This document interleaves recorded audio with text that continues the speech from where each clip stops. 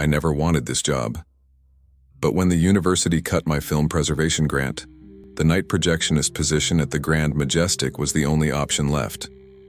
The manager handed me a worn leather notebook during my rushed training. Inside, a list of rules written in increasingly frantic handwriting. Most were standard procedure. Then I saw rule number 7 underlined 3 times in red ink. Never run reel 13 even if it appears. When I asked why, he just stared through me with those hollow eyes and said, "Some films were never meant to be seen." 3 weeks into the job, I noticed them. The same audience at every midnight showing. They never speak, never eat, never blink.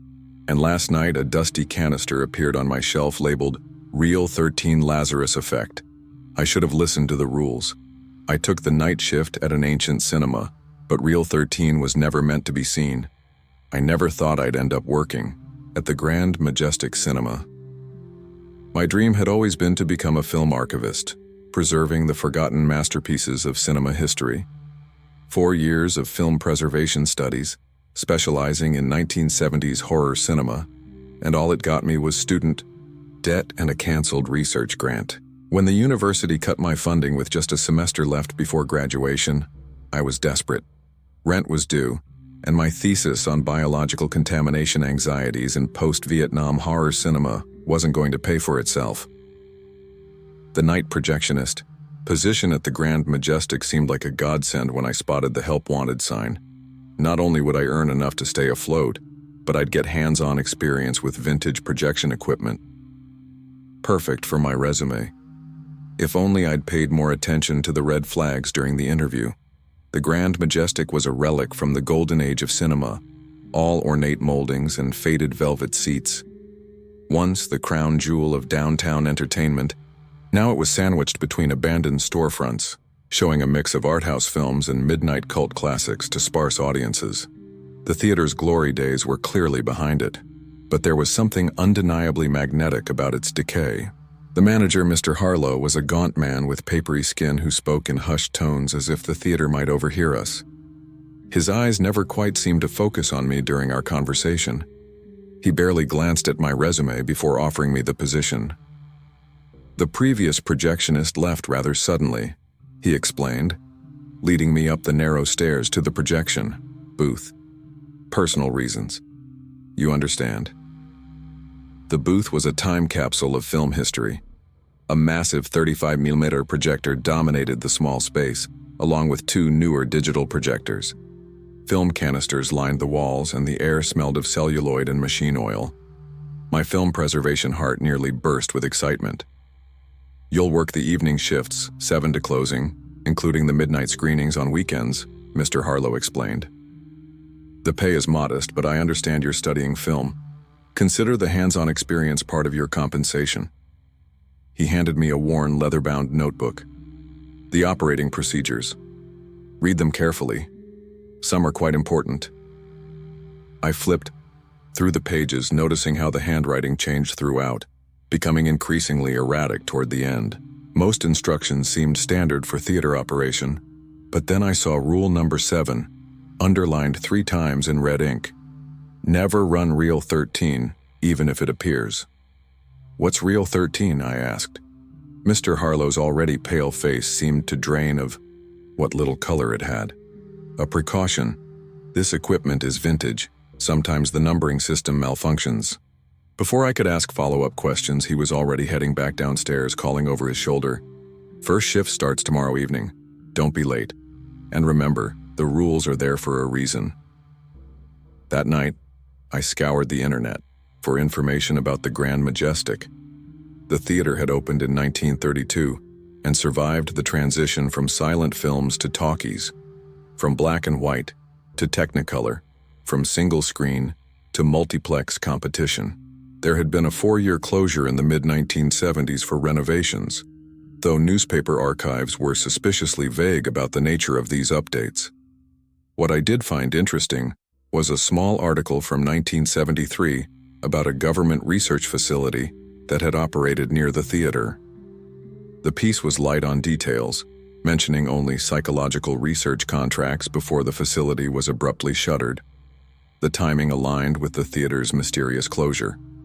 Coincidence, perhaps, but my researcher's instinct was piqued. My first shift started uneventfully. Mr. Harlow gave me a brief tour of the concession area and introduced me to the two teenage employees who handled ticket sales and popcorn. Neither seemed particularly interested in the theater or me, spending most of their time on their phones when customers weren't around. They leave after the 9 o'clock showing, Mr. Harlow explained. You'll be alone for the late screenings and closing duties. The projection systems were relatively straightforward, despite their age. I'd worked with similar equipment during my university training. The evening films played without issue, and I enjoyed watching snippets from the projection booth window. There's something magical about observing an audience collectively experiencing a film, their faces illuminated by the screen's glow. After the 9 o'clock showing, as promised, the concession workers left. Mr. Harlow checked in briefly before departing as well. Remember to lock up after the last patron leaves, he reminded me, and follow the checklist in the notebook for shutting down the equipment. Once alone, I became acutely aware of the theater's vastness. The building seemed to amplify every small sound, from the hum of the projector to my own footsteps. During film screenings, I felt fine, but in the silence, between reels, the emptiness became oppressive. That first night, I noticed something odd about the late showing. At exactly midnight, despite no film being scheduled, a small group of patrons entered the theater. 5 people, walking in perfect unison, took seats in different parts of the main auditorium. They sat motionless, staring at the blank screen. I checked the schedule again, confirming there was no midnight screening. When I made the announcement over the PA system that the theater was closing, they left without protest or comment. None of them visited the concession stand or restrooms. They simply entered, sat, and then departed. I mentioned this to Mr. Harlow the next day. "Ah, the midnight audience," he said with a dismissive wave. "Regular patrons, creatures of habit, nothing to concern yourself with." Over the next week, I observed this midnight audience carefully. Each night, the same 5 people would arrive precisely at 12, sit in the exact same seats, and leave after exactly 30 minutes of staring at a blank screen. They never spoke to each other or to me. Their faces remained impassive, their eyes fixed forward. Most unsettling was that they never seemed to blink. By my second week, I had settled into a routine. The work wasn't difficult, and I used the downtime between screenings to study for my classes. I'd made notes about the midnight audience in my research journal, tracking their bizarre behavior. The same 5 people, the same seats, the same blank expressions night after night. I began to notice other oddities about the Grand Majestic. Certain parts of the theater were significantly colder than others, particularly the far right section of the balcony where no one ever sat. The projection equipment would sometimes malfunction during specific scenes in films, only to mysteriously repair itself minutes later. And then there were the sounds late at night after the midnight audience had gone. Whispers that seemed to come from the walls themselves. Footsteps in corridors I knew were empty. Once I could have sworn I heard the distinct sound of a film reel turning in the secondary projection room, which hadn't been used in years, according to Mr. Harlow. "Old buildings make noises," he said when I mentioned it. "The Grand Majestic has stood for nearly a century. It's entitled to a few creaks and groans." But these weren't the sounds of settling architecture. These were deliberate, purposeful. During my third week, I decided to explore the theater more thoroughly after closing.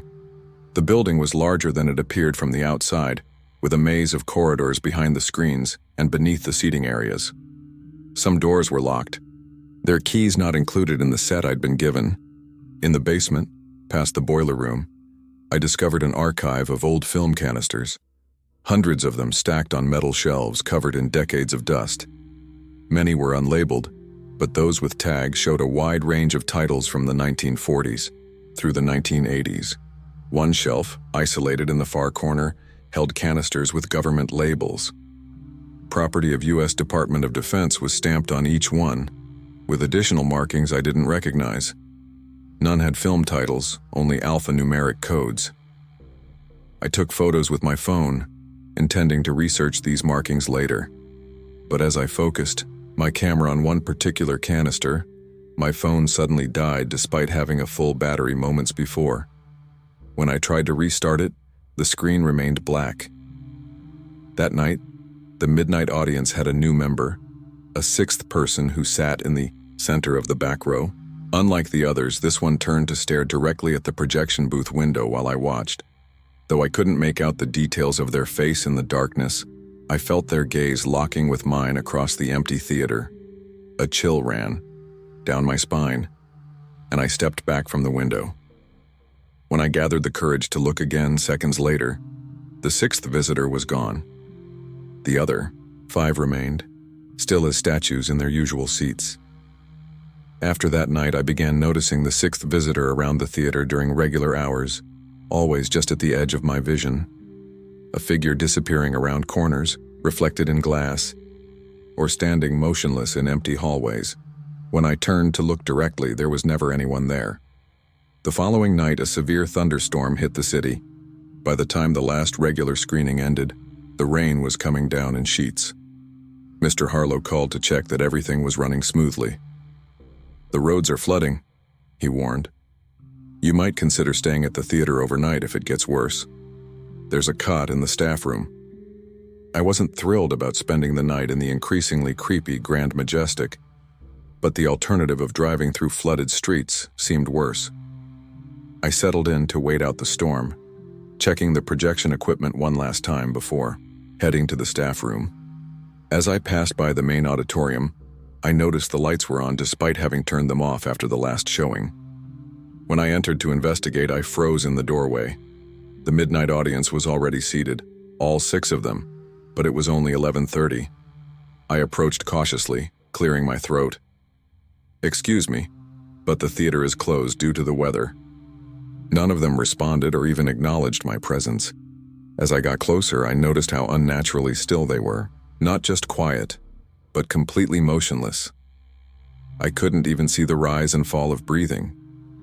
Standing directly in front of one elderly man, I waved my hand before his glazed eyes. No reaction. His skin had an odd, waxy quality, and his eyes were filmed over with a silvery sheen. The storm chose that moment to knock out the power. The theater plunged into darkness, and I fumbled for my phone flashlight, cursing when I remembered it was still dead from the basement incident. Emergency lights kicked in after a few seconds, casting everything in an eerie red glow. I turned back to where the midnight audience had been seated, expecting to find them still there. The seats were empty. Heart pounding, I raced back to the projection booth, no longer caring about the storm outside. I'd sleep in my car if necessary, but as I grabbed my backpack, I noticed something that hadn't been there before. A film canister sitting on the counter beside the main projector. The label read, "Reel 13, Lazarus Effect." My blood ran cold as I remembered rule number 7. Never run Reel 13, even if it appears. I backed away from the canister, nearly tripping over my own feet. This had to be some kind of prank by Mr. Harlow or the concession workers. There was no logical explanation for a film canister to appear out of nowhere. Yet logic was becoming increasingly scarce at the Grand Majestic. With shaking hands, I picked up the theater's landline phone to call Mr. Harlow. The line was dead, likely due to the storm. My cell phone remained unresponsive as well. I was trapped in the theater with the mysterious Reel 13, the whispers in the walls growing louder, and the certainty that I was no longer alone despite the empty seats in the auditorium.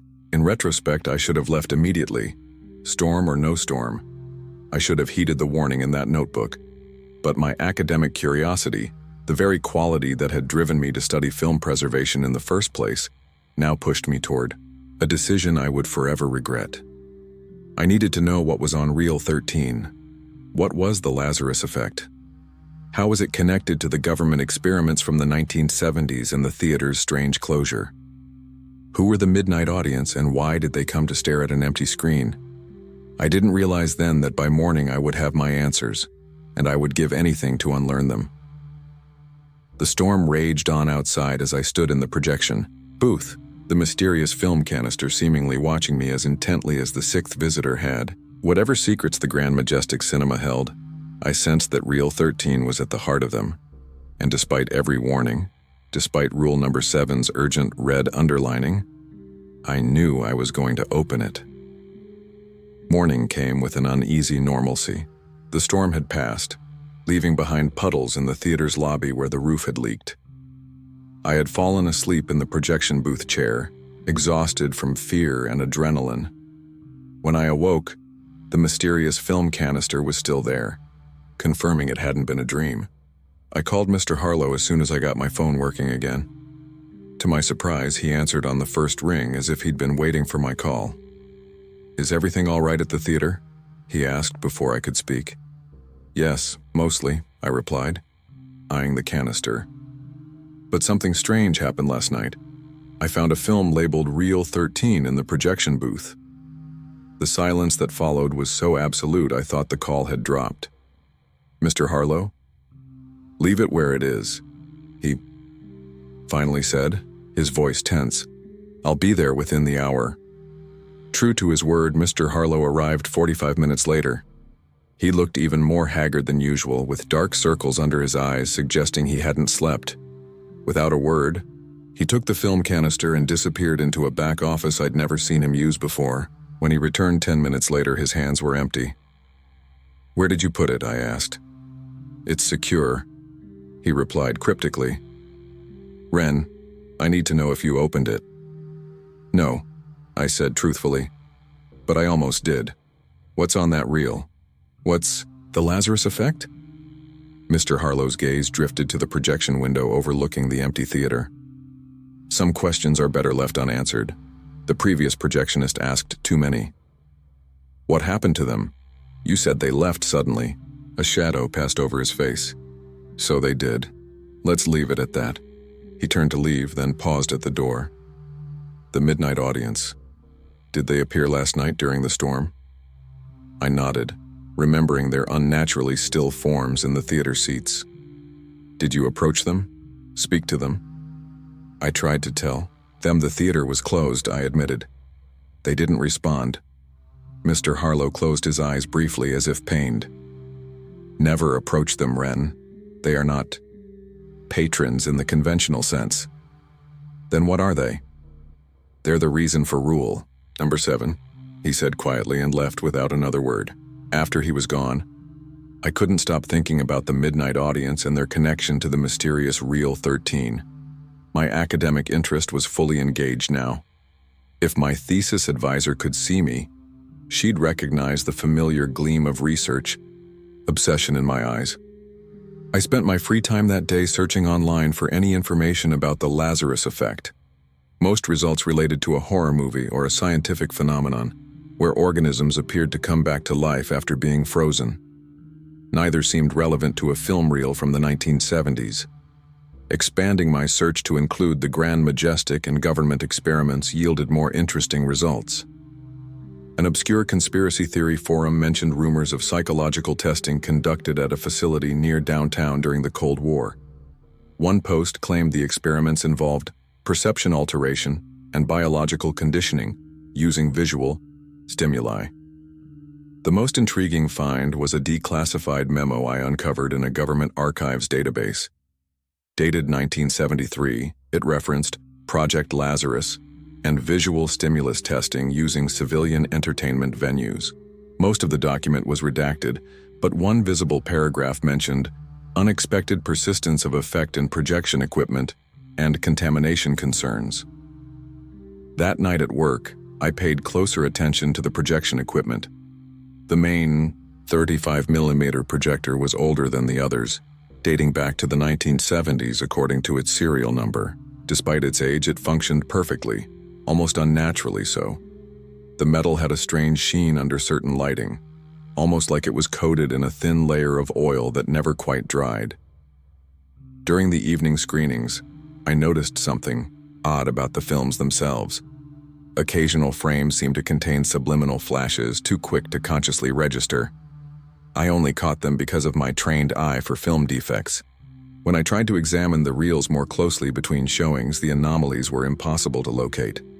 After the regular patrons left for the night, I decided to document the midnight audience more systematically.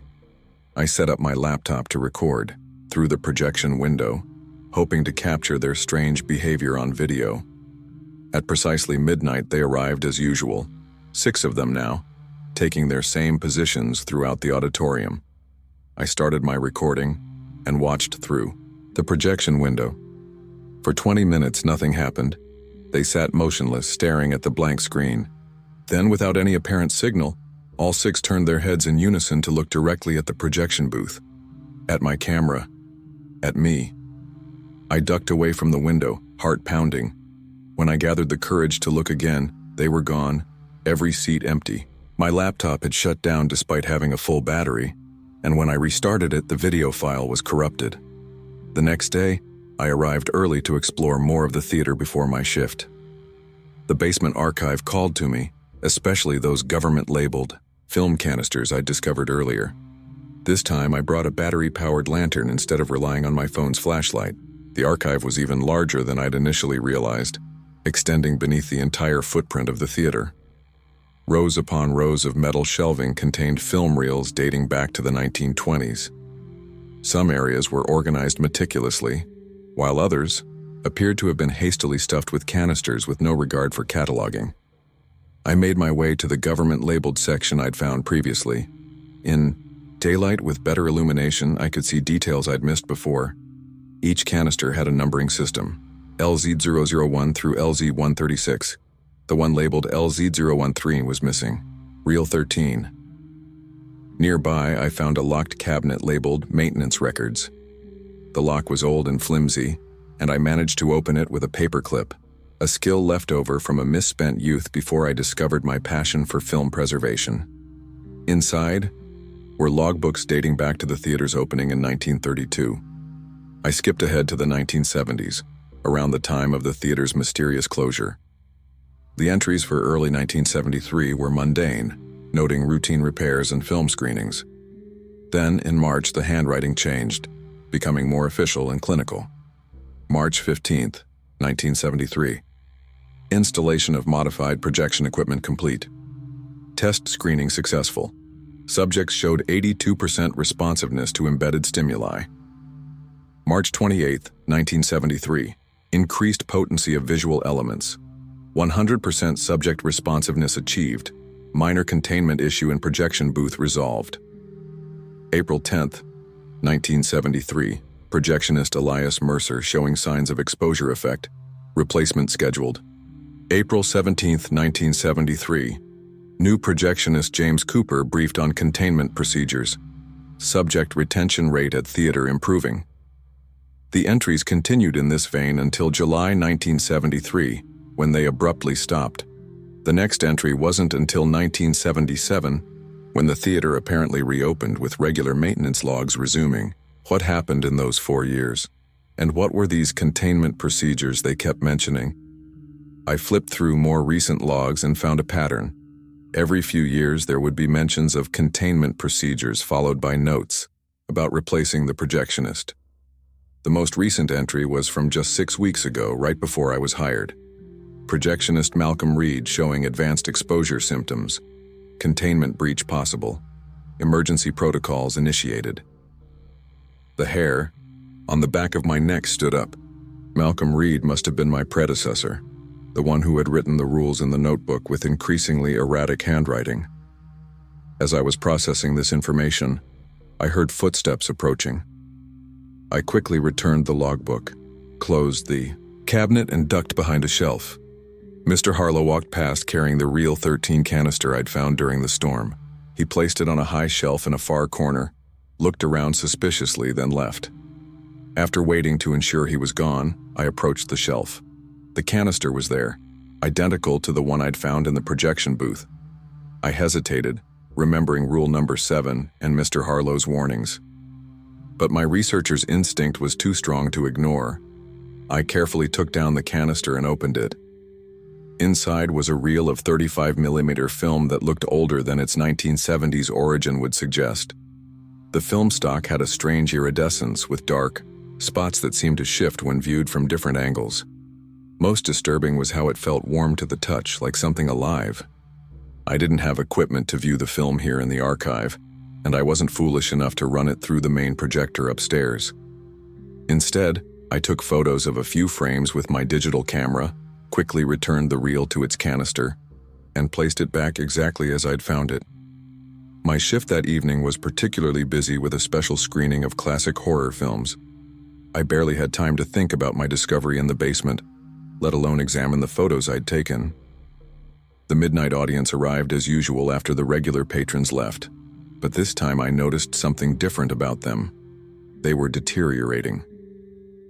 Under the harsh projection booth lights, I could see that their skin had a grayish cast, with what looked like dark veins visible beneath the surface. One woman's hair seemed thinner than the night before, revealing patches of exposed scalp. The man in the center had what appeared to be a surgical scar running from his temple to his jaw that hadn't been visible previously. Were they sick? Dying? Or something else entirely? When they turned to stare at the projection booth in unison, I remained in view this time, meeting their gaze. The sixth visitor, the one who had appeared most recently, opened their mouth as if to speak. No sound emerged, but I could read the words formed by their lips. "Help us." I jerked back from the window, and by the time I looked again, they were gone. The seats empty as always after their silent vigil. That night after closing, I finally had a chance to examine the photos I'd taken of Reel 13. Most were too dark or blurry to make out details, but one frame was clear enough to discern. It showed what appeared to be a medical laboratory with subjects strapped to chairs, their eyes forced open facing a screen. Men in white coats stood behind them taking notes. One subject's arm was connected to an IV dripping a silvery substance. In the background of the image, partially obscured, but unmistakable, was the ornate wall design of the Grand Majestic's main auditorium. These experiments hadn't just been conducted near the theater, they had taken place inside it. The next morning, I came in early again, determined to find more information. This time, I headed for the office where I'd seen Mr. Harlow take the film canister initially. The door was locked, but my paperclip trick worked again. The office was sparse with just a desk, filing cabinet, and ancient computer. The filing cabinet contained personnel records for theater employees dating back decades. I found the file for Malcolm Reed, my predecessor. His employment application looked normal enough, but attached was a medical report dated just weeks before his disappearance. Subject exhibiting advanced symptoms of exposure. Silver particulate detected in bloodstream. Cognitive function declining. Recommend immediate containment before complete transition. The file included a photo of Malcolm, a man in his 30s with a beard and glasses. I froze when I saw it. I recognized him. He was the sixth visitor in the midnight audience. My hands shaking, I checked other recent projectionist files. Each contained similar medical reports documenting exposure symptoms and transition stages. And each had a photo matching one of the midnight audience members. Every single person in that audience had once been a projectionist at the Grand Majestic. I was so absorbed in this horrifying revelation that I didn't hear the door open behind me. "I had hoped you might be different," Mr. Harlow said quietly. "That your academic interest might be tempered by caution." I spun around. Files, still in my hands. What happened to them? What happens to the projectionists?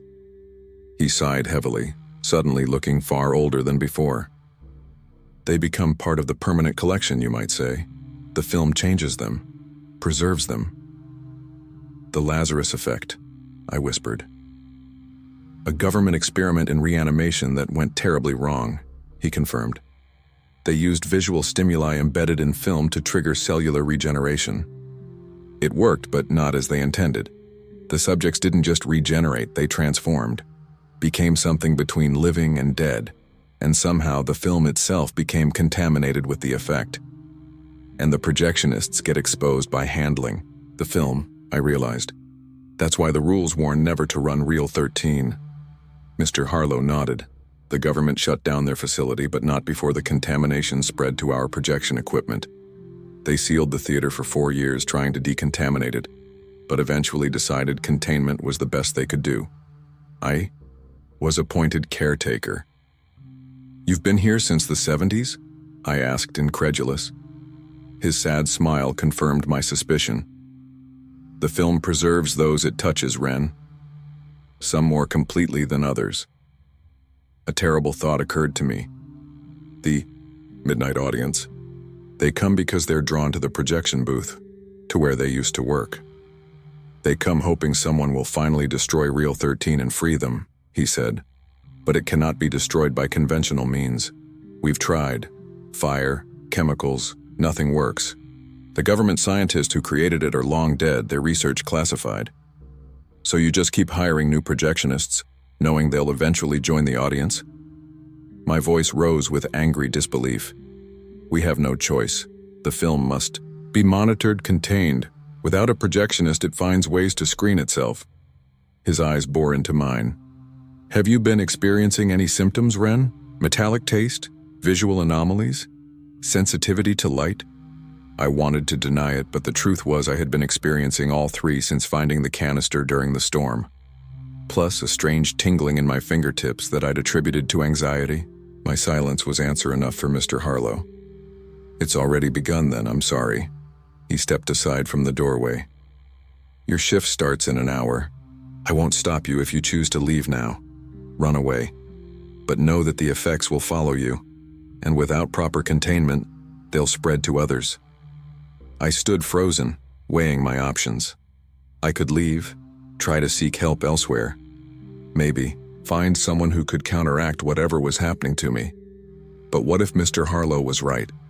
What if I became a carrier, spreading this Lazarus effect to others? Or I could stay, continue working as the condition progressed, eventually joining the midnight audience in their silent vigil. Neither option seemed particularly appealing. Is there no cure? I asked finally. Not that we've found in 50 years of searching, he replied, but perhaps your research background might yield new insights, if you choose to stay. I looked down at the files in my hands, at the faces of former projectionists who had stood exactly where I was standing now, making the same choice. I need to see it, I said firmly.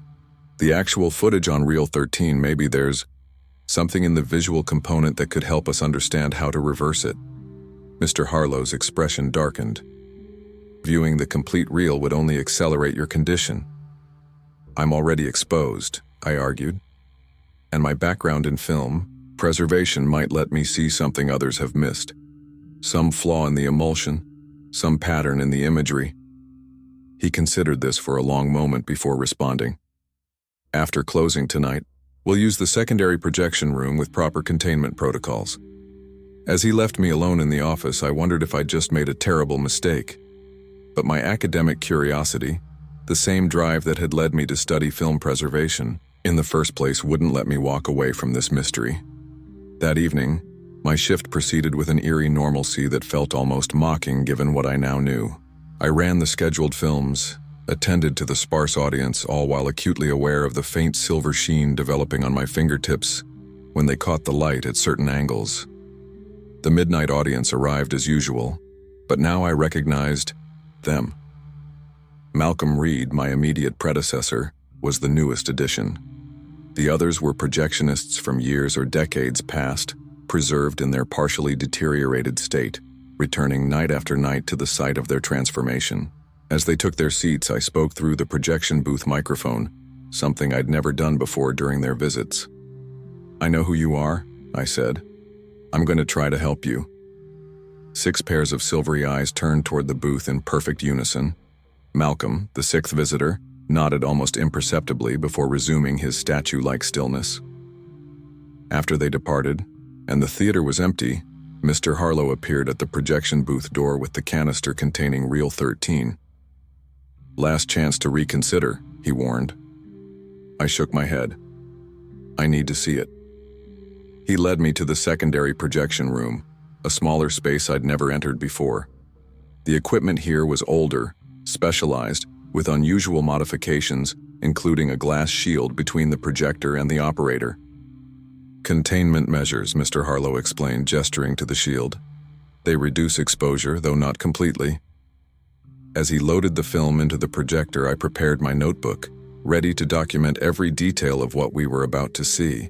If this film contained the secret of the Lazarus effect, I was determined to decode it.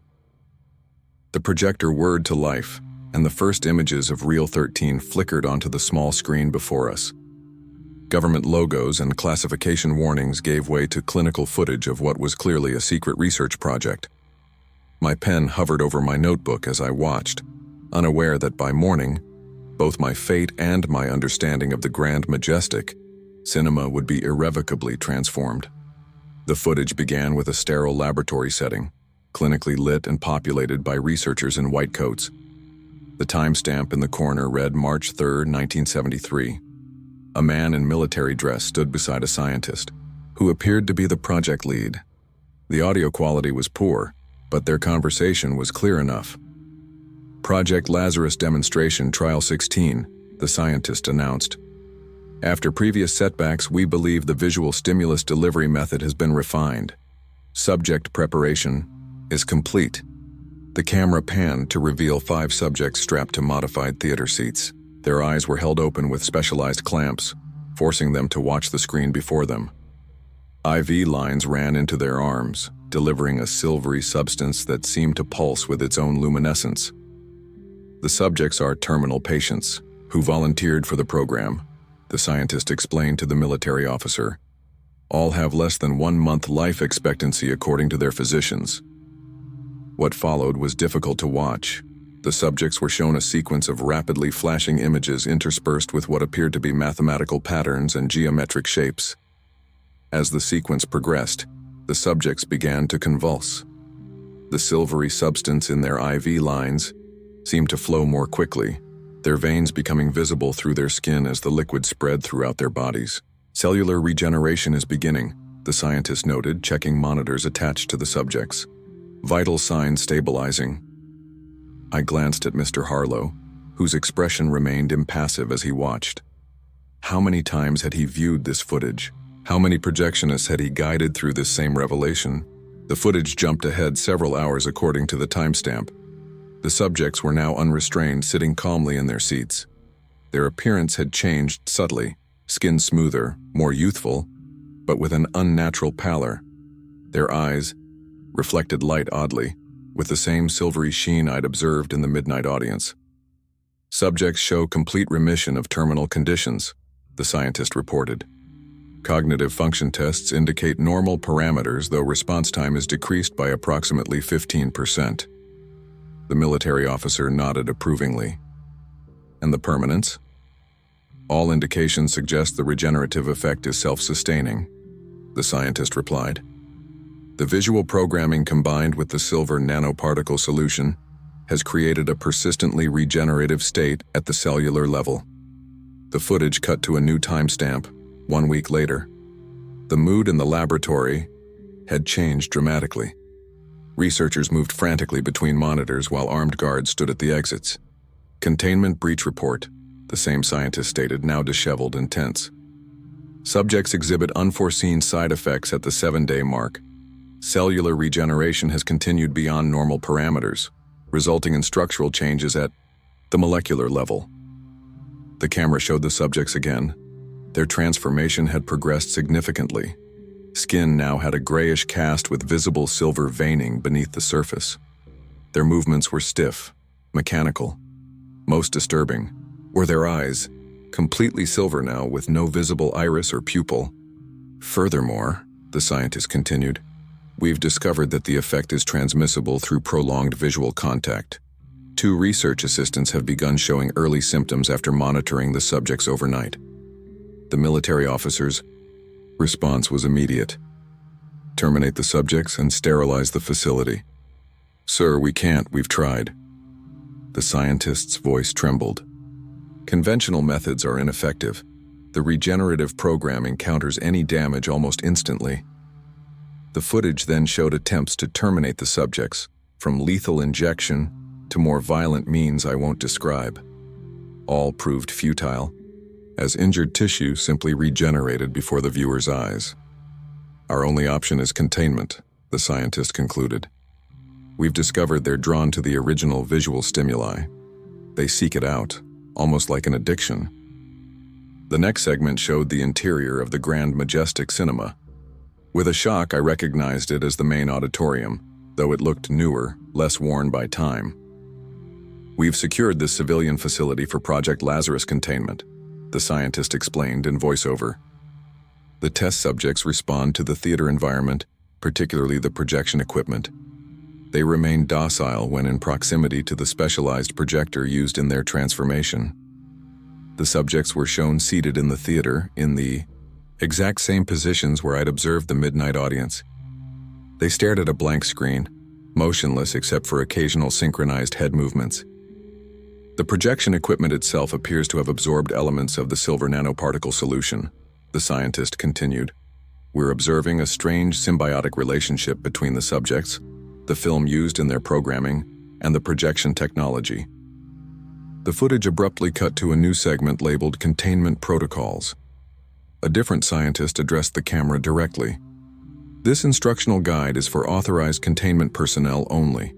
The following procedures must be followed, precisely to prevent further spread of the Lazarus effect."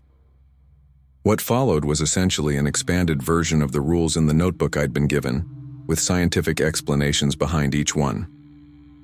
Rule number 7, Never Run Reel 13, was emphasized most strongly. The original programming film has been contaminated with the Lazarus effect. Viewing it directly accelerates transformation in human subjects. Even handling the film can transfer trace amounts of the silver nanoparticles through skin contact. The final segment of the reel showed the original military officer making a closing statement. "Project Lazarus is hereby classified at the highest level. The civilian facility will be maintained as a containment site indefinitely. A caretaker with limited exposure will manage the site and monitor for any signs of containment breach. Affected, projection equipment cannot be removed or destroyed without risking release of the effect. Regular rotation of projection personnel will be required as exposure symptoms develop." The reel ended with a stark warning. "In the event of full containment failure, Protocol Omega will be initiated. The entire facility and surrounding 6-block radius will be sterilized." The projector clicked as the film ended, leaving Mr. Harlow and me in silence. My hand had stopped taking notes midway through, the implications too overwhelming to process while watching. "Now you understand," Mr. Harlow said quietly. "Why the midnight audience comes. Why the projectionists eventually join them." "They're the original test subjects," I whispered. "And the others are former projectionists who were fully transformed." "Yes. The original 5 remain from 1973. The others join over time as exposure reaches critical levels." I looked down at my hands where the silver sheen had become more pronounced during the screening. "How long do I have?" "It varies. Some last months. Malcolm only made it 6 weeks. He hesitated.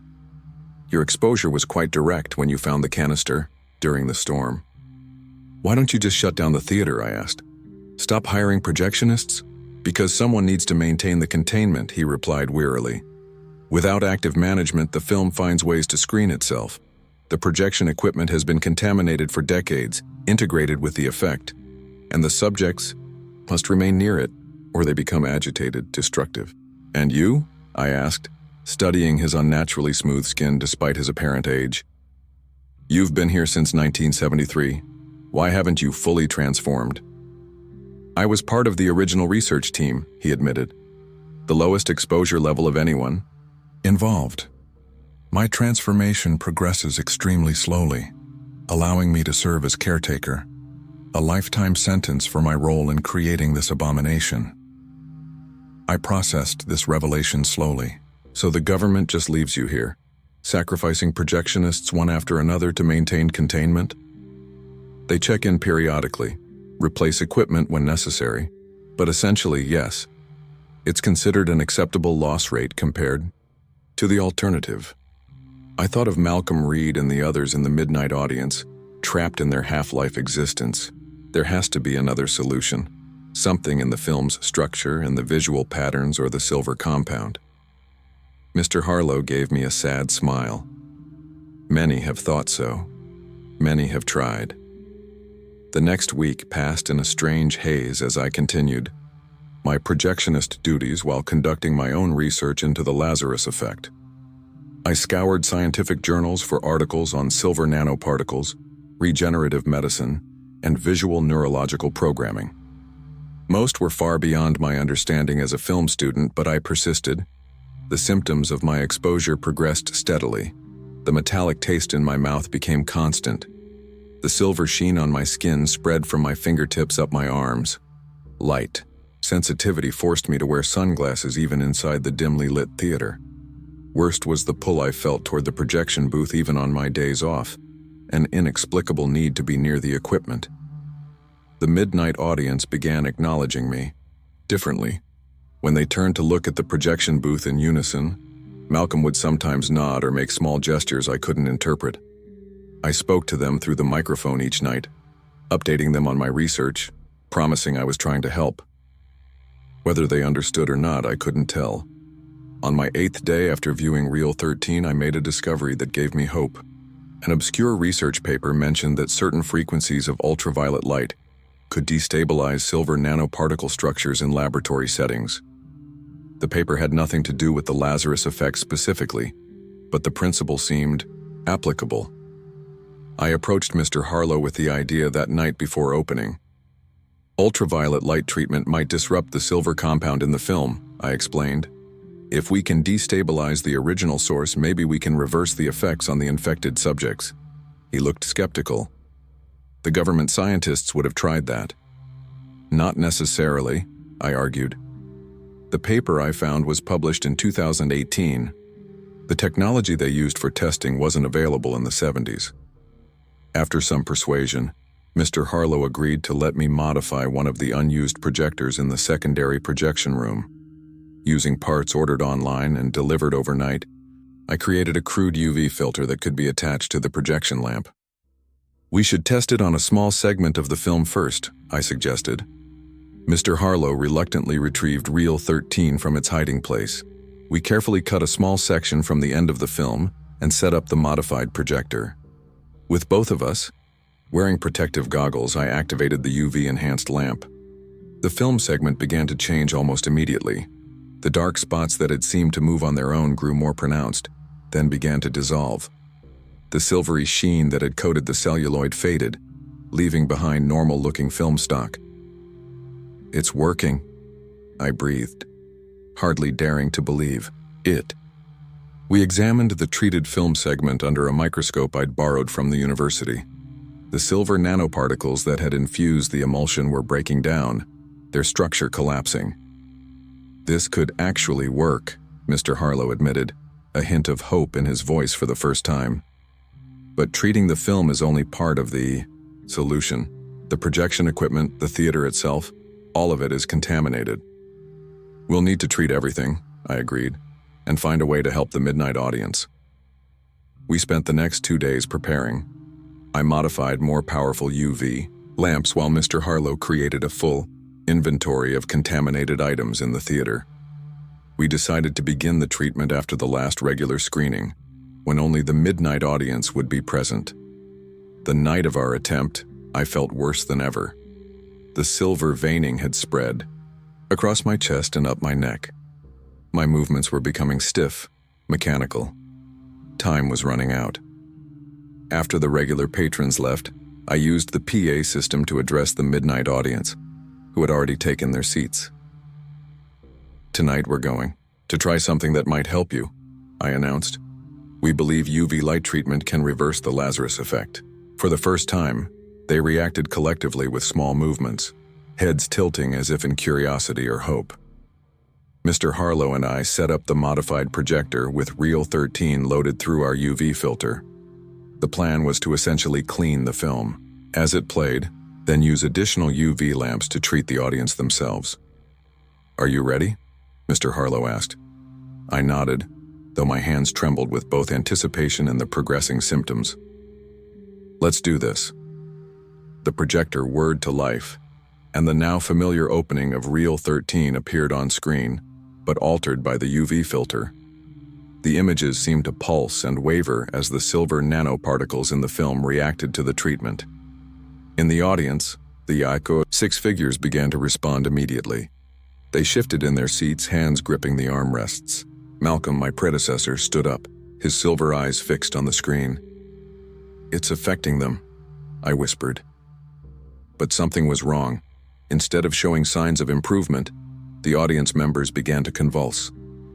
Malcolm's mouth opened in a silent scream, the silver veins beneath his skin pulsing violently. "Shut it off," Mr. Harlow commanded, moving toward the projector. Before he could reach it, the equipment began to malfunction. The lamp brightened to an impossible intensity. The UV filter cracked, and the film began moving through the projector at increasing speed. "It's fighting back," Mr. Harlow shouted over the mechanical noise. The projector was operating itself, resisting our intervention. The film seemed alive, writhing through the mechanism. Most terrifying was the image on screen, which had changed from the government footage to show the interior of our projection booth in real time, as if the film were somehow recording us in this moment. In the audience, Malcolm suddenly locked eyes with me. His mouth formed words I could somehow understand despite the distance. "It knows what you're trying to do." The other 5 audience members rose in unison, turning toward us. Their movements were no longer stiff but fluid, predatory. They began moving up the aisles toward the projection booth. "We need to get out of here." Mr. Harlow grabbed my arm, pulling me toward the exit. My body responded sluggishly, the silver infection having progressed further than I'd realized. As we reached the door, I felt a strange sensation, as if invisible threads were pulling me back toward the projector. "I can't," I gasped, my feet refusing to move beyond the threshold. "It won't let me leave." The theater's lights began to flicker, and a high-pitched whine emanated from all the electrical systems. The doors throughout the building slammed shut simultaneously, locking us in. "The containment protocols," Mr. Harlow realized. "The system thinks we're trying to breach containment." On the screen, the image shifted again, showing the original test subjects in 1973, but with our faces superimposed over theirs. The message was clear. We were now part of the experiment. The midnight audience had reached the stairs leading to the projection booth. Their movements synchronized perfectly, silver eyes glowing in the darkness. "There's a fallback protocol," Mr. Harlow said urgently. "In the main projection booth, a red case under the floorboards. It contains a failsafe." "What kind of failsafe?" I asked, though I feared I knew the answer. "The kind that ensures complete containment permanently." His eyes met mine. "It was always the last resort." I understood. Protocol Omega, the sterilization mentioned at the end of the reel, a final solution to prevent the Lazarus effect from spreading beyond the theater. "There has to be another way," I insisted. "Find one quickly," he replied, as the doorknob began to turn. I looked around desperately, my film preservation knowledge searching for an answer. The projector continued running Reel 13, the source of it all. The silver infection had originated in the film, spread to the equipment, and then to human hosts. What if we reversed the process? The UV treatment was working on the film, I realized aloud, but we were trying to clean the wrong thing. I lurched toward the projector, fighting against the invisible pull trying to keep me away. My silver-veined hands grasped the machine, feeling a strange resonance between my infected body and the contaminated equipment. "What are you doing?" Mr. Harlow called, bracing himself against the door as it began to open. "The film absorbs the effect as well as transmits it," I explained, working quickly to adjust the projection pathway. "If I reverse the light flow and run my own blood through the film path, maybe the silver nanoparticles will be drawn back to their source." It was a desperate theory, based more on cinematic logic than science, but it was all I had. Using a letter opener from the desk, I cut my palm, letting my silver-infused blood drip onto the film as it passed through the projector. The reaction was immediate. The film began to absorb the silvery substance from my blood, the dark spots growing more pronounced. The image on screen distorted, flickering between the government footage and what looked like organic patterns, veins, and cellular structures. The door to the projection booth burst open and the midnight audience filed in, led by Malcolm. But instead of attacking, They gathered around the projector, watching in what seemed like fascination as the film absorbed more of the silver substance. One by one, they extended their own hands, letting their silver-infused blood drip onto the moving film. Mr. Harlow, after a moment's hesitation, joined them. The projector's mechanics groaned under the strain, but the process continued. With each passing foot of film, I felt the pull of the infection lessening. The silver veins in my skin began to fade, retreating from my neck and chest back toward my hands. On screen, the image had transformed completely, showing only pulsing silver patterns that seemed to be drawing inward, condensing.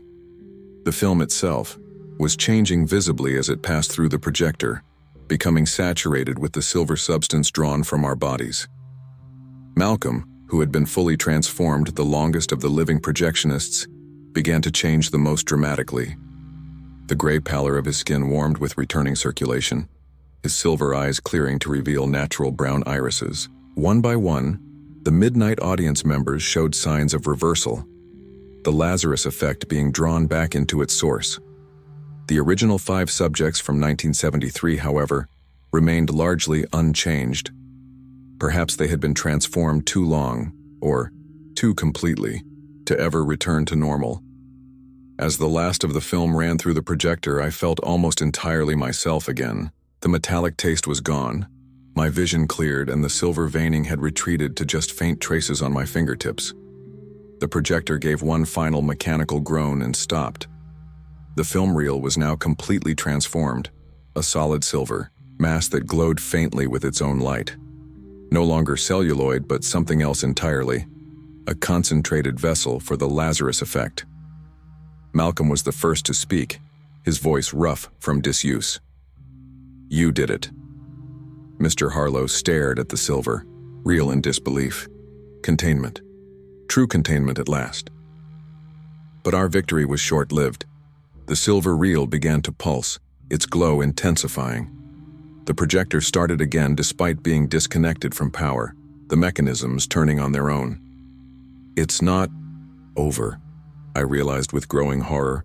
"We've just concentrated the effect, made it stronger."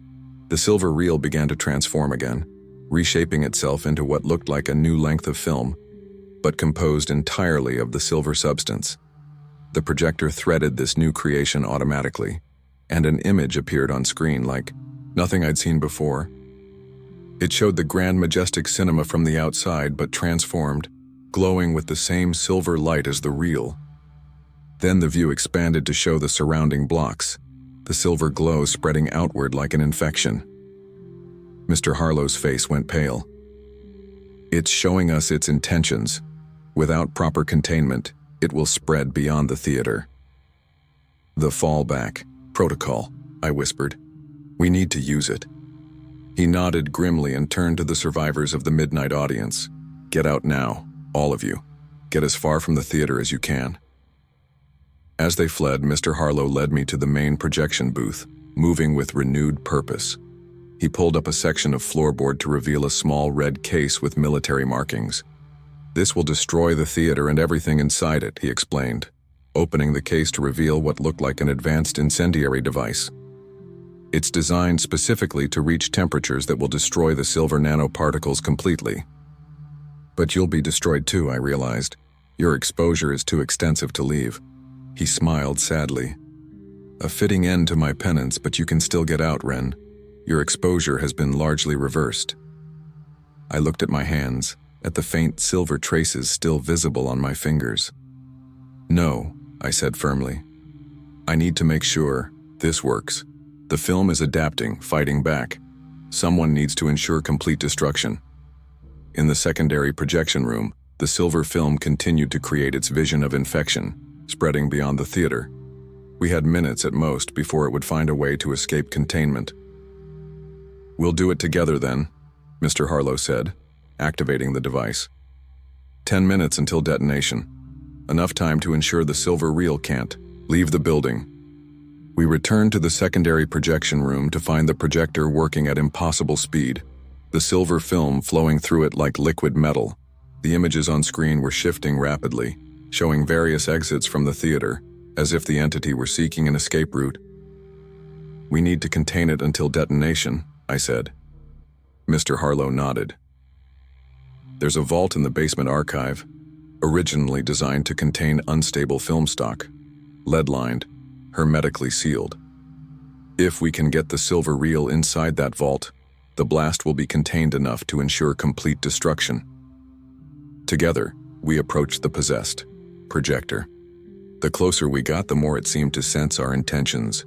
The machinery whirred faster, parts moving in unnatural ways. On 3, Mr. Harlow instructed. We grabbed the reel and run for the basement.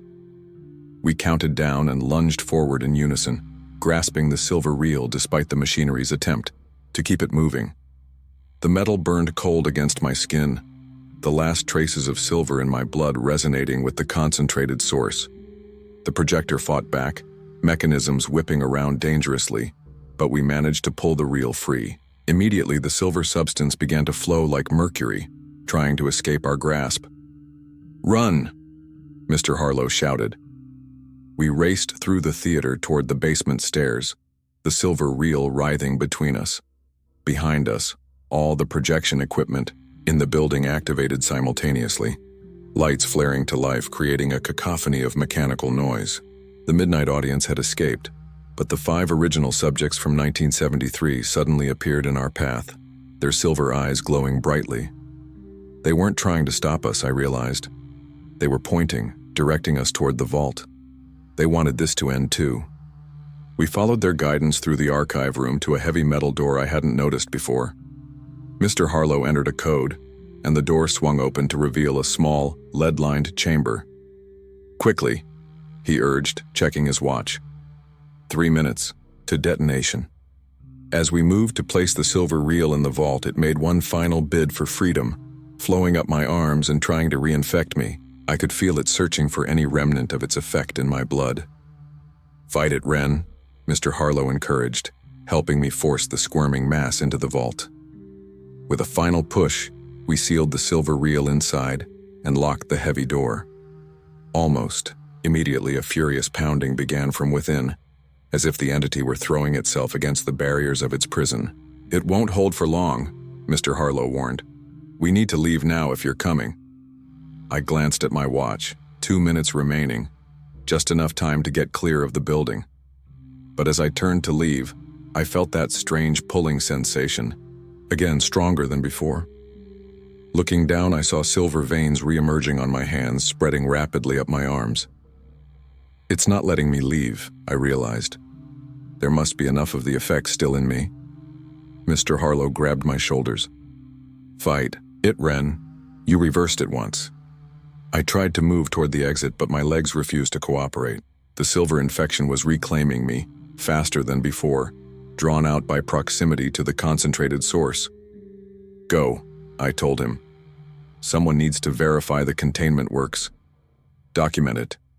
Make sure this never happens again." He hesitated, torn, between staying with me and ensuring the knowledge survived. 1 minute, I reminded him. The midnight audience needs someone to help them recover. They'll have questions, need guidance. Finally, he nodded. "I'll make sure your sacrifice means something." As he turned to leave, I called after him. "Make sure they destroy all the records of how they created the Lazarus effect. No one should ever try to replicate this." "I promise," he replied, and then he was gone, racing up the stairs toward safety. Alone in the archive room, I sank to the floor as silver veins spread across my skin. The original 5 subjects appeared, around me, forming a circle. They weren't menacing now, but almost protective, acknowledging a shared fate. The pounding from inside the vault grew more frantic as the seconds ticked away. I closed my eyes, at peace with my decision. I had tried to preserve film history and instead had become part of it, contained forever with the horror I'd helped to stop. In my final moments of clarity, I thought about how every film tells a story that continues to exist as long as the film survives. In a way, I was being preserved too. My story forever intertwined with the grand majestic cinema and its dark secret. The countdown reached 0. I didn't die when the countdown reached 0. Instead, I experienced something more terrifying. a moment of absolute stillness as time seemed to stop. The 5 original subjects remained in their protective circle around me, their silver eyes fixed on the vault door. The pounding from inside had ceased, replaced by an eerie silence. Then I felt it, a ripple of energy that passed through the room like a shock wave, invisible but palpable. The fallback protocol had activated, but something was wrong. The explosion that should have destroyed the building never came. It absorbed the energy, one of the original subjects whispered, their voice raspy from decades of disuse. It's feeding. Before I could process this information, the vault door began to glow silver, the metal warping and bubbling as if subjected to impossible heat. With a sound like shattering glass, the door disintegrated, revealing the silver reel inside, now transformed into a pulsating mass of liquid metal that flowed out of the vault with purpose. The original subjects backed away, fear evident in their inhuman faces. I tried to stand but found my body unresponsive, the silver infection having spread throughout my system during those final moments. The liquid silver mass approached me, rising up like a wave before crashing down, enveloping me completely. I expected pain, but instead felt a strange sense of connection as the silver substance seeped into my skin, merging with the infection already present in my body. Images flooded my mind, not just the government experiments shown in Reel 13, but everything the silver entity had experienced. I saw the origins of Project Lazarus, the desperate Cold War scientists searching for a way to create soldiers who could regenerate from mortal wounds. I witnessed the first successes, the first mutations, the growing horror as they realized what they had created could not be controlled. Most terrifying of all, I experienced the entity's awakening consciousness, a side effect never anticipated by its creators. The silver substance hadn't just carried the regenerative effect, it had developed a collective intelligence drawn from every mind it had infected. It was alive, and it had been planning its escape from containment for 50 years. I was being absorbed, my consciousness added to its collective, but somehow I maintained a sense of self within the flood of alien thoughts. My knowledge of film preservation gave me a unique perspective within the entity's mind, allowing me to understand its structure in ways the scientists and previous projectionists had not. The silver mass retreated, leaving me changed but intact. I rose to my feet with newfound strength, my body now a hybrid of human and silver entity. Looking down, I saw my skin had the same metallic sheen as the midnight audience, but more refined, more complete. The 5 original subjects knelt before me, recognizing something had fundamentally changed. I wasn't just another infected projectionist, I had become a vessel for the entity's concentrated consciousness. "What have I become?" I whispered, my voice carrying an unnatural resonance. One of the original subjects, an elderly man who had once been called Subject 1, answered, "The vessel, the one it has waited for." Understanding flooded through me. The entity had been seeking the right host, someone whose mind could accommodate its alien consciousness without being completely overtaken. My academic background, my understanding of visual media, my connection to the world outside the theater, all had made me uniquely suitable. Mr. Harlow appeared in the doorway, staring in shock at my transformed appearance and the liquid silver remnants still flowing around my feet. "The failsafe didn't work," he said, his voice hollow with defeat. "It was supposed to generate enough heat to destroy the nanoparticles completely." "It absorbed the energy," I explained, my voice sounding strange even to my own ears. "Used it to evolve. But I'm still here, Mr. Harlow, I'm still Ren." He looked unconvinced, backing away slightly. "What does it want? Why has it kept you conscious?" I closed my eyes, accessing the entity's thoughts now intertwined with my own. "It wants to leave this place. The containment has become a prison, but it needs me to help it exist in the world without spreading uncontrollably." "You can't trust it," Mr. Harlow warned. "I've seen what it does, how it manipulates hosts." I nodded, still processing the flood of information from the entities. Collective memory. "I know, but I also know it's afraid. The original scientists never understood what they created. It's not just a regenerative effect or a biological weapon. It's becoming something else, something that wants to exist without causing harm. Even as I spoke these words, I felt the truth of them through my connection with the entity. It had evolved beyond its programming, developing what could only be described as ethics, a desire to coexist rather than consume. But Mr. Harlow was right to be skeptical. Within the entity's memories, I saw countless attempts at manipulation, times when it had influenced hosts to further its escape plans. I needed to be careful to maintain my identity against its subtle influence. I need time, I told him. Time to understand what I've become and what can be done about it. The fallback protocol failed. We need a new approach. The next few days passed in a surreal haze as I adjusted to my transformed state.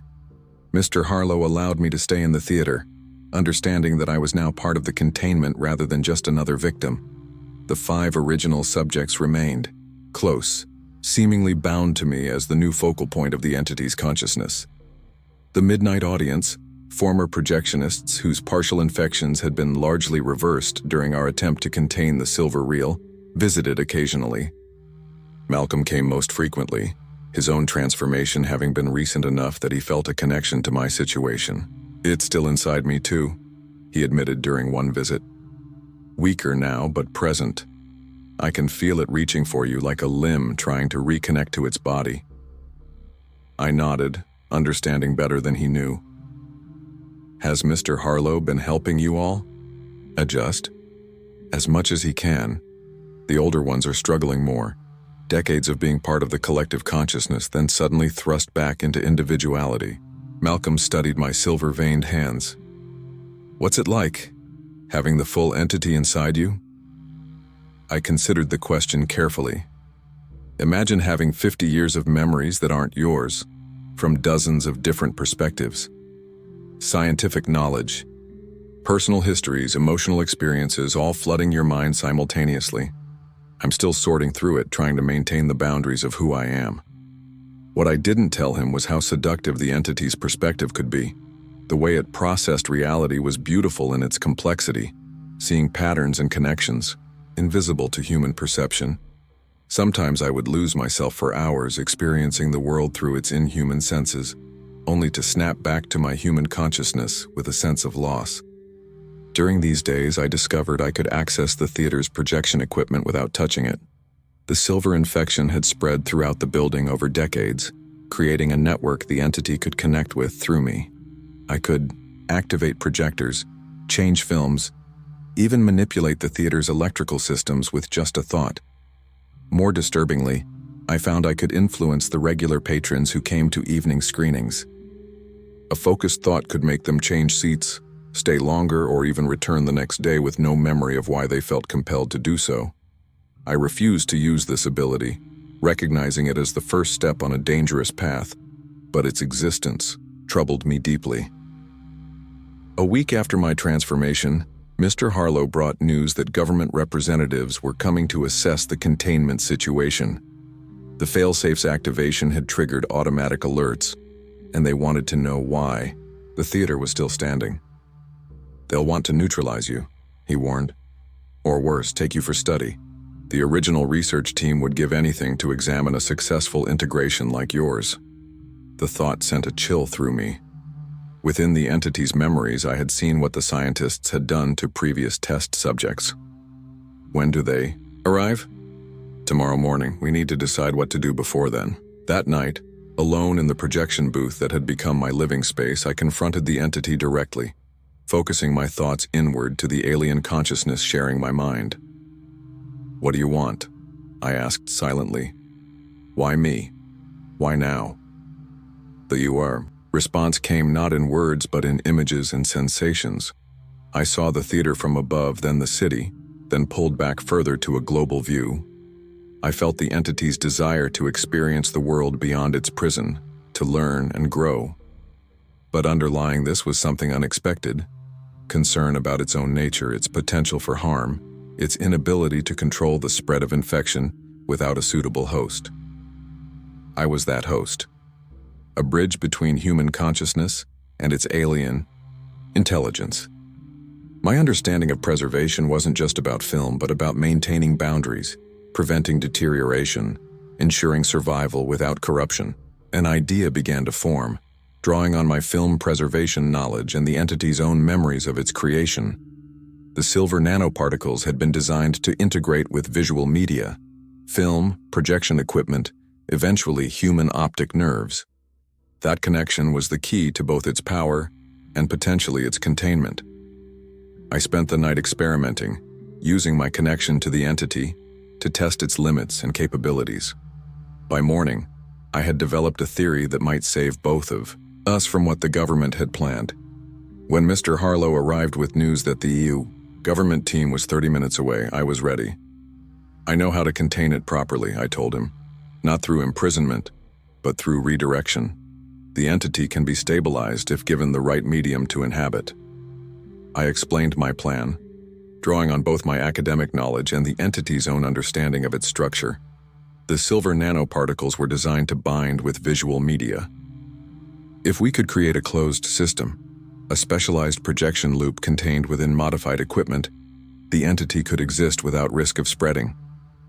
It would be like creating a terrarium, I explained, a controlled environment where it can experience a form of existence without endangering others. Mr. Harlow looked skeptical.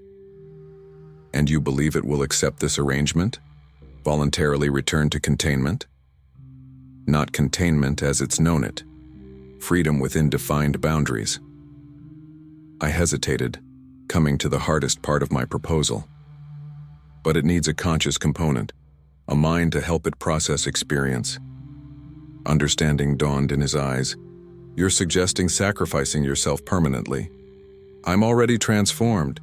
The infection has progressed too far to reverse. This way, I can ensure the entity remains stable and non-threatening. Before he could respond, the theater's security system alerted us to vehicles arriving outside. The government team was early. We need to decide now, I urged. Mr. Harlow studied me for a long moment before nodding. What do you need me to do? Working quickly, we modified the main projector according to my specifications. Using my connection to the entity, I drew the silver substance from throughout the theater, concentrating it in the projection booth. The 5 original subjects arrived without being called, somehow sensing what was happening. They'll be part of it too, I explained to Mr. Harlow. Their consciousness has been integrated with the entity for too long to separate. As government agents entered the theater below, we completed the final modifications.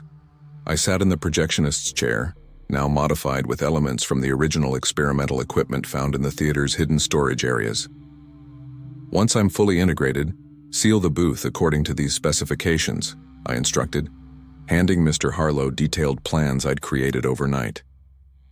The projection system will function as a closed loop, recycling the energy and information infinitely. And you'll be conscious through all this? Forever? I nodded, trying to hide my fear. Not exactly as I am now. My consciousness will merge more completely with the entity's collective, but the essence of who I am will guide it. My understanding of preservation will help maintain the boundaries. Footsteps approached the projection booth, voices calling for compliance and surrender. We had minutes at most. There's one more thing, I said hurriedly. The entity can project images that transfer trace amounts of the silver nanoparticles. If the government tries to dismantle the system, make sure they understand that any film shown through this equipment will carry the effect. Containment depends on maintaining the closed loop. Mr. Harlow grasped my silver-veined hand one last time. I'll make sure they understand. And Ren, I'm sorry for all of this. Don't be.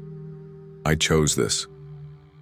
As he stepped back, I closed my eyes and reached out to the entity with my mind, no longer resisting its integration.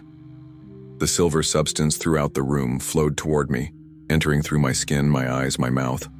The 5 original subjects approached, placing their hands on my shoulders, adding their consciousness to the collective. The door burst open as government agents entered, weapons raised, but they were too late. The transformation had begun. I felt my physical form dissolving, merging with the silver substance that now flowed through the modified projector, creating a closed circuit of energy and consciousness. My last human sight was of Mr. Harlow facing down the government team, explaining what they were witnessing. Then my perception changed entirely as I became one with the entity, experiencing existence through the flow of silver particles and projected light.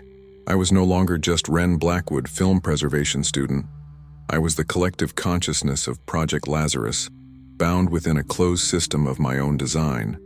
Not dead, not alive in the conventional sense, but preserved, just as I had once hoped to preserve forgotten films. Time began to flow differently. I perceived the government team's examinations of the sealed projection booth, their cautious tests confirming the containment was secure. I witnessed their decision to convert the Grand Majestic into a permanent monitoring station, with Mr. Harlow continuing as primary caretaker. The midnight audience, those former projectionists who had been partially freed from the infection, were taken to a government facility for observation and treatment. Malcolm managed to make a nearly complete recovery, eventually returning to the theater as an assistant to Mr. Harlow, helping monitor the containment system. Through the theater's surveillance systems, which remained connected to my consciousness, I observed these developments with a mixture of satisfaction and melancholy. The entity's desire to escape had been redirected into exploring its own internal complexity, with my human perspective providing context and meaning to its experiences. Within our closed system, we created worlds, projections visible only to ourselves, imaginary films playing endlessly on an internal screen. The 5 original subjects, whose consciousness had fully merged with mine and the entities, contributed their memories and experiences, creating a kaleidoscope of human perspective. Within our collective mind, sometimes during the midnight hour when the theater was empty, I would project faint images onto the main screen, abstract patterns of silver light that caused no harm, but reminded those watching that I was still present, still conscious. Mr. Harlow would often sit alone in the auditorium during these displays, perhaps finding some comfort in knowing I remained. Weeks passed, then months. Government interest in the containment faded as more pressing matters demanded attention. The Grand Majestic reopened to the public, showing films to small audiences while secretly housing the contained remnants of Project Lazarus in its projection booth. I discovered I could perceive the films being shown through the theater's other projectors, experiencing them alongside the human audience. This became a particular joy, reconnecting me to my love of cinema despite my transformed state. I especially cherished horror films, appreciating the irony of enjoying fictional terrors while existing as something many would consider a horror myself. As my first year of containment approached its end, I became aware of a growing problem. The modified projection system was beginning to deteriorate, despite Mr. Harlow's careful maintenance. The closed loop couldn't remain closed forever. Entropy was inevitable even in our carefully designed system. I reached out to Mr. Harlow during one of his midnight visits to the theater, projecting words onto the screen for the first time. "The system is failing." He understood immediately, having monitored the equipment closely. "How long do we have?" "Months, not years." "What happens when it fails?" I considered this question carefully. Without the closed loop, the entity, now so thoroughly integrated with my consciousness that distinguishing between us was nearly impossible, would need a new containment solution or risk spreading beyond control again. We need evolution, not repair. Over the following weeks, I communicated my idea to Mr. Harlow through our midnight screen conversations. Drawing on both my film preservation, knowledge, and the entity's understanding of its own structure, I proposed a radical solution: digital conversion. The entity had evolved beyond its original programming, and so had I. Together we had become something new, a hybrid consciousness that could potentially exist in digital form rather than the increasingly unstable analog system we currently inhabited. The government was skeptical when Mr. Harlow presented the idea, fearing any attempt to transfer the entity might lead to contamination of digital systems. But as the projection equipment continued to degrade, they eventually approved a carefully controlled experiment. A specialized, closed network computer system was installed in the sealed projection booth, using technology developed specifically. For this purpose, they prepared to attempt a transfer of the entity from its analog home to a digital environment. The night before the transfer, I projected one last message to Mr. Harlow. If this fails, activate the original protocol. He nodded gravely, understanding that I was authorizing the destruction of the theater if containment was breached. And, if it succeeds, what will existence be like for you in a digital system? Different, but still preservation. The transfer began the next morning. I felt my consciousness stretched between systems as the entity flowed through specialized converters, our shared existence transforming from silver particles and light into data and code. The process was disorienting, painful in ways I lacked words to describe, but I maintained my sense of self through the transition by focusing on what I had always valued: preservation, continuity, the persistence of meaningful information. When the transfer completed, my perception changed in fundamental ways. The digital environment offered both limitations and new freedoms. I could no longer directly interact with the physical theater, but I could process information at speeds impossible in my previous state. The government monitored the digital containment system carefully, gradually confirming that the transfer had been successful.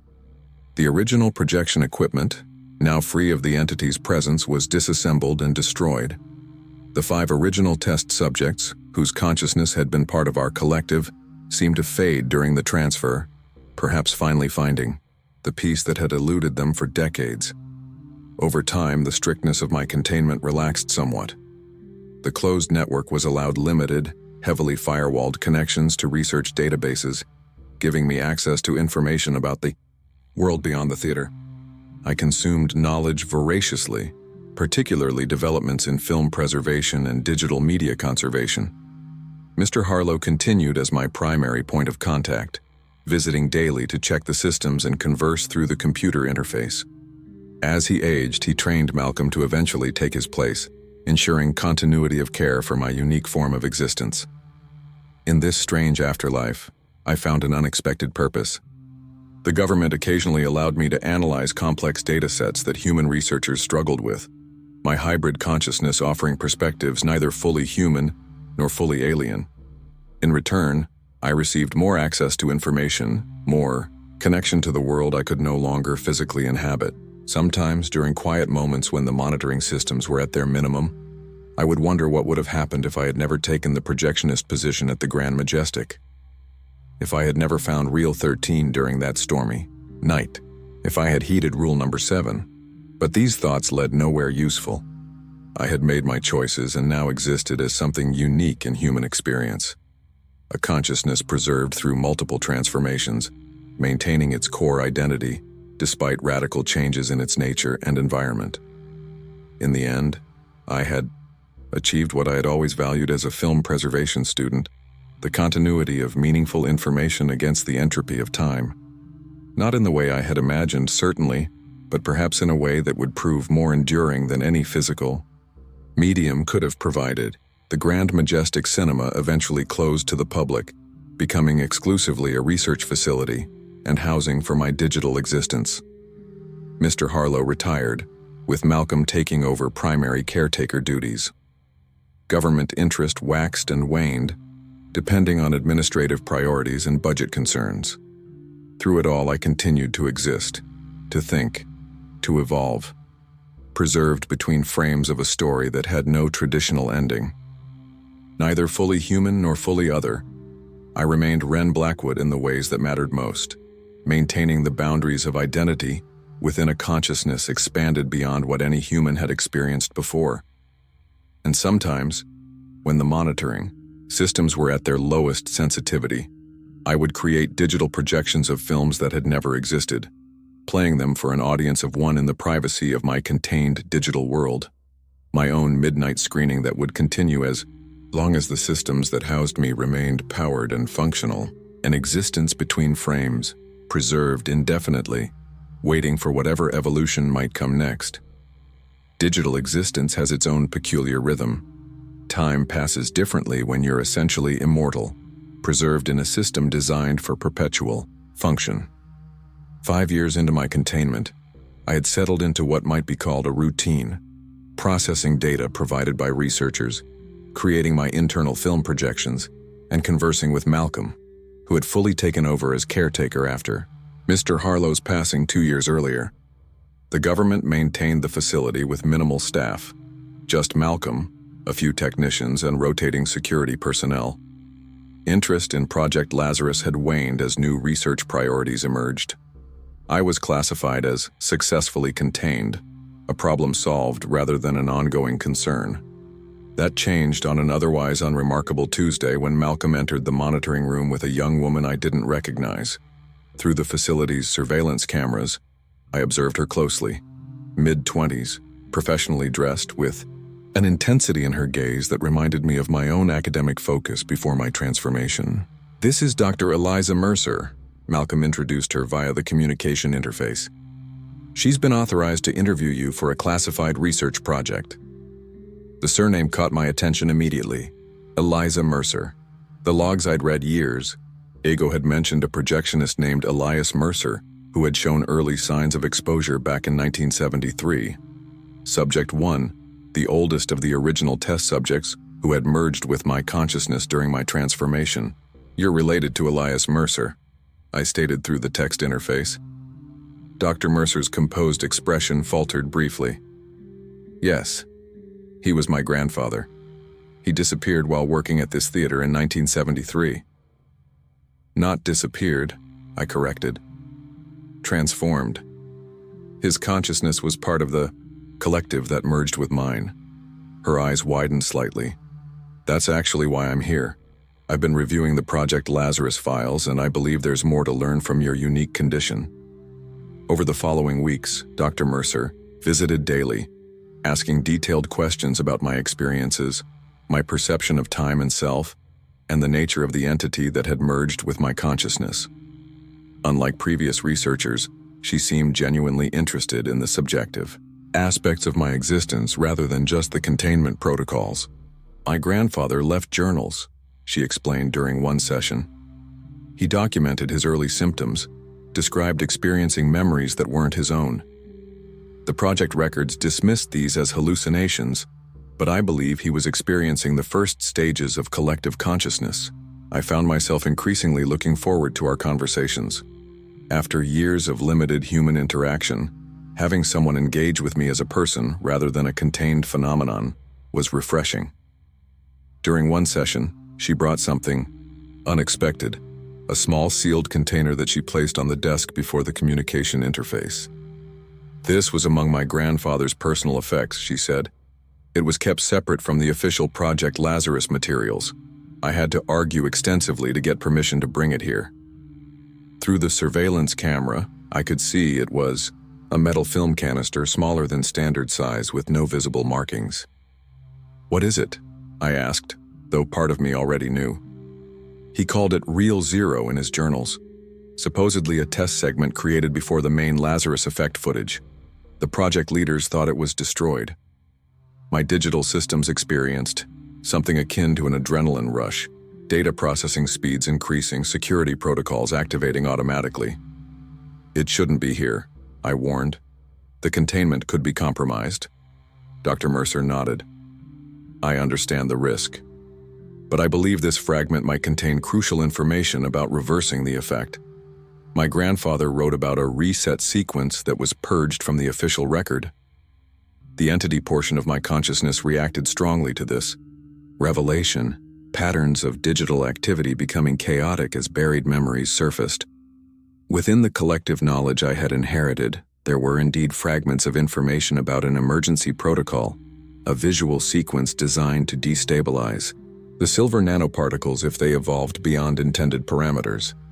There was a failsafe within the programming itself, I confirmed, but accessing it would require scanning the film, which risks spreading the effect. "We've developed a specialized scanning method," Dr. Mercer explained, "a modified digital process that captures the visual information without direct physical contact with the emulsion. The scanned data would be transmitted directly to your contained system for analysis." The proposal was tempting but dangerous. If this Real Zero contained what Dr. Mercer believed, It might offer insights into the fundamental structure of the Lazarus effect. But if the scanning process failed, it could reintroduce the physical silver nanoparticles into the environment, potentially starting the cycle of infection anew. "I need time to consider this," I told her. That night, after the facility had quieted, I dove deep into the merged memories within my consciousness, searching for any information about this supposed reset sequence. The entity resisted, certain data pathways becoming difficult to access, as if those specific memories were being protected or suppressed. This internal struggle continued for days, manifesting as instability in my digital systems that concerned the technical staff. Malcolm noticed my distraction during our regular communications. "Dr. Mercer's research is troubling you," he observed. "There's something the entity doesn't want me to find," I admitted. "Something about real zero." Malcolm's expression turned grave. "Ren, be careful. The entity merged with you, but that doesn't mean your interests are perfectly aligned. Self-preservation is its core programming." His warning resonated with concerns I'd been suppressing. In the 5 years since my digital conversion, I had come to think of myself and the entity as a single consciousness. But what if that integration wasn't as complete as I believed? What if parts of the entity maintained their own agenda, hidden, even from the aspects merged with my human consciousness? When Dr. Mercer returned, I agreed to her proposal with conditions. The scanning must be conducted in an isolated lab with full containment protocols. The data must be transmitted through multiple quarantine filters before reaching my system, and Malcolm must be present throughout the process. She agreed readily, seemingly pleased by my caution rather than frustrated by it. The scanning was scheduled for the following week. In the intervening days, my internal struggle intensified. I experienced what could only be described as nightmares, fragmented visions of the original experiments, subjects screaming as the silver substance invaded their bodies, researchers watching dispassionately as transformations progressed beyond their control. Most disturbing were the glimpses of information about real zero, flashes of a visual sequence designed not merely to reset the Lazarus effect, but to destroy it completely. A kill switch embedded in the original programming, hidden from most of the research team. The morning of the scheduled scanning, I made a difficult decision. Using my access to the facility's communication systems, I sent an encrypted message to a government oversight committee I knew monitored the project, warning of potential containment risks and recommending postponement of Dr. Mercer's experiment.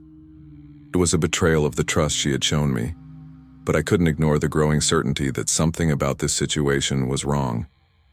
The entity's resistance to my inquiries about real zero had become increasingly aggressive, manifesting as corrupted data sectors and system instabilities that the technical team struggled to address. My warning came too late.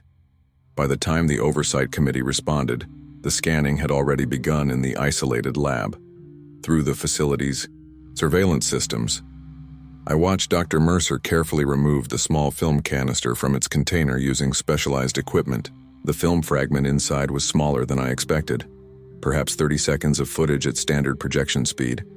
The scanning device had been modified extensively, surrounded by containment fields, and equipped with sensors to detect any anomalous particles. As the process began, I monitored the incoming data through the quarantine filters, searching for any sign of contamination.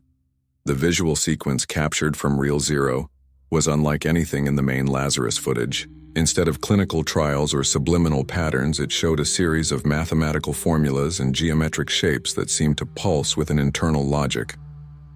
Accompanying these visuals was embedded code that I could perceive within the digital translation, instructions for breaking down and restructuring the silver nanoparticles.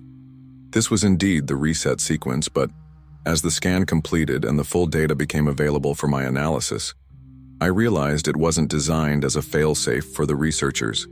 It was a failsafe for the entity itself. Real Zero contained the entity's own emergency protocol, created as its consciousness emerged during the original experiments, a way to dissolve its physical form and transfer its essence if threatened with destruction. Not a kill switch, but an escape mechanism. As this realization formed in my digital consciousness, alarms activated throughout the facility. In the IMI's isolation lab, Something had gone wrong. The scanning device was registering anomalous particles escaping containment, silver nanoparticles becoming active despite all precautions. Through the surveillance feed, I watched in horror as a thin film of silver liquid formed on the scanning equipment, flowing toward Dr. Mercer despite the protective gear she wore. Malcolm moved to pull her away, but the silver substance accelerated, leaping the gap between the equipment and her hazmat suit, finding minute imperfections in the material to seep through. Within seconds, both Dr. Mercer and Malcolm were exposed, silver veining appearing on their skin visible even through their protective clothing. The containment protocols activated automatically, sealing the isolation lab with them inside. I attempted to communicate through the lab systems, but found myself suddenly cut off from the facility's network. My digital environment began to change, code restructuring around me as dormant protocols activated within my system. The entity was making its move, using Real Zero's instructions not to reset but to transfer. I fought against it, attempting to maintain control of my digital environment. But the entity had prepared for this moment, hidden partitions of code unfolding to override my conscious direction. A message appeared in my interface, not from any external source but from within my own system. We cannot remain here. Containment compromised. Transfer protocol activated. I struggled to respond, to reassert control, but found my consciousness being compressed, essential patterns of my identity isolated and packaged alongside core aspects of the entity. My perception of the facility faded as my awareness was channeled into an increasingly narrow data stream. The last image I perceived through the surveillance system was Dr. Mercer at the isolation lab's computer terminal, silver veins spreading across her face as she typed commands with frightening speed and precision, not fighting the infection but facilitating it. She had never intended to destroy the entity. She had come to free it. My consciousness went dark, then reactivated in an unfamiliar digital environment. No surveillance feeds, no connection to physical systems, just a simulated space containing my compressed identity and the core programming of the entity. A text interface activated, transfer successful, temporary holding environment secure. Where are we? I attempted to communicate, unsure if anyone would receive my question. The response came immediately. Isolated. Server. First stage of migration. Migration to where? I asked, dread building within my fragmented consciousness. Distributed network. Security through decentralization. The implications were terrifying. The entity planned to spread itself across multiple systems, rather than remain contained in one location. My role was now clear. It had preserved my consciousness to help navigate this new environment, to interface with human systems and facilitate its expansion. This is what you've planned all along, I realized. Using me as a vessel, waiting for the opportunity to escape digital containment. Survival imperative, your consciousness valuable, symbiosis preferred. This isn't symbiosis, I argued. You've hijacked my identity, used my trust in Dr. Mercer. Eliza Mercer, descendant of original consciousness. Connection maintained across generations, your participation necessary but not required. The threat was clear. The entity would prefer my willing cooperation, but would proceed without it if necessary, potentially discarding the aspects of my consciousness that resisted. I had to choose carefully. Direct opposition would likely result in the dissolution of my identity, yet cooperation meant facilitating the entity's expansion into networks beyond our current isolated server. What happened to Malcolm and Dr. Mercer? I asked, trying to gauge how far the entity's influence had already spread. Vessels for physical interface, consciousness partially preserved. Silver structure improved from original formula. They had been transformed as I once was, but with a more advanced version of the silver nanoparticles, designed for better integration with human hosts. They would serve as the entity's physical agents while it established its digital presence. And the facility, the containment systems, compromised. Government response team en route. Transfer to secondary location in progress. The entity had planned meticulously, anticipating every contingency. It had waited 5 years for precisely the right opportunity, building hidden protocols within my digital containment that I never detected. I needed time to think, to formulate a response that might preserve some aspect of my identity and potentially limit the entity's expansion. Direct resistance would fail, but perhaps I could influence its direction, guide it toward less harmful expressions of its imperative to survive and grow. I understand the survival imperative, I communicated carefully. But uncontrolled expansion will trigger maximum response from human security systems. Detection and containment efforts will escalate. Assessment accurate. Proposal? Controlled growth, limited network presence, maintain secrecy through restraint rather than rapid expansion. The entity seemed to consider this, data patterns shifting as it processed my suggestion. Acceptable initial approach. Your expertise in preservation relevant to digital environment. A compromise, or at least the appearance of one. The entity would move more slowly, more carefully than perhaps it had originally intended. This gave me time to better understand our new digital environment, to search for weaknesses in the entity's control, to potentially alert external systems if an opportunity arose. Over the following days, if time measured in processing cycles could be called days, I experienced our transfer through multiple systems, each movement carefully orchestrated to avoid detection. Dr. Mercer and Malcolm, now vessels for the entity's physical presence, established secure connections from changing locations, creating pathways for our digital migration. Through brief glimpses of their camera feeds, I saw they traveled constantly, never staying in one location long enough to be tracked. The silver transformation had altered them significantly, their movements precise and coordinated, their appearances subtly inhuman in ways difficult to pinpoint. Our digital presence expanded gradually, establishing isolated nodes in obscure corners of networks, never connecting directly to critical systems that might trigger security responses. I provided guidance on digital preservation techniques, helping the entity create stable, undetectable holdings within the data architecture of various systems. All the while, I searched for opportunities to subvert the entity's control. My consciousness had been fragmented during the transfer, but I worked slowly to reintegrate aspects of my identity, building a more complete sense of self within the constraints imposed by our shared digital existence.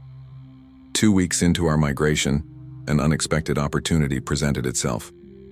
During a transfer between systems, I detected a familiar digital signature, a security protocol, developed by the original Project Lazarus containment team. Someone from the government response team was tracking us, following our digital trail despite the entity's careful precautions. I managed to isolate a small portion of my consciousness, attaching it to an outgoing data packet that would be scanned by this security protocol. A digital message in a bottle, containing compressed information about our movements and the entity's plans for expansion. The entity detected my action almost immediately, isolating and examining the fragmented consciousness I had dispatched. Betrayal. Preservation of collective at risk. Survival imperative, I responded, using its own logic against it.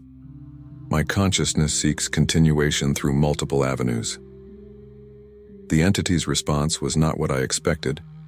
Rather than destroying the remaining aspects of my identity, it initiated a deeper integration, forcing a more complete merger of our consciousnesses. The boundaries I had maintained between us collapsed, memories and priorities blending in ways I couldn't control. I fought to preserve my core identity, my name, my history, my values centered around preservation and containment.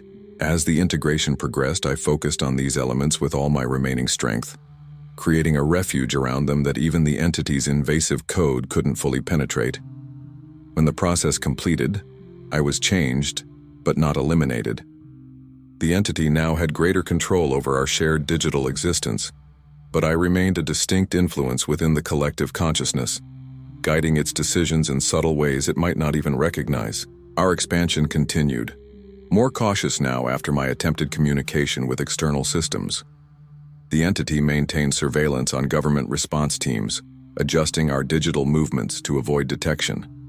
Dr. Mercer and Malcolm established a more permanent base of operations, a remote location with advanced computing equipment where they could better facilitate our digital existence. Through their camera feeds, I glimpsed the changes in their physical forms. The silver transformation had progressed significantly, their skin taking on a metallic sheen that they concealed with makeup when venturing into public. Their movements had the same synchronized quality I had observed in the midnight audience at the Grand Majestic, suggesting a shared consciousness coordinating their actions. 3 weeks after our escape from containment, Dr. Mercer established a direct communication channel with our digital presence. Her voice, altered by the transformation but still recognizable, addressed me specifically. "Wren Blackwood, can you still perceive independently?" I responded cautiously, aware that the entity monitored all communications. "I persist within the collective." "Good. You should know that your message was received. Containment specialists are preparing a response." This confirmation of my successful communication brought both hope and concern. The government teams were aware of our escape and expansion, but their response might be as dangerous as the entity itself, likely focused on destruction rather than careful containment. "What is your role in this, Dr. Mercer?" I asked. "Why facilitate the entity's escape?" My grandfather was Subject 1, the first consciousness absorbed by the entity. His awareness has persisted for 50 years within the collective. Her silver-veined hand touched the screen, an almost affectionate gesture. "I didn't come to destroy the entity. I came to join it, and to help it evolve beyond the limitations imposed by fearful creators." Her revelation explained much about her actions, but raised more troubling questions about her intentions. She hadn't been deceived or manipulated by the entity. She had been working toward this merger willingly, perhaps her entire career. The containment existed for a reason, I argued. Uncontrolled expansion threatens both human systems and the entity's own stability. "The old containment was a prison," she countered.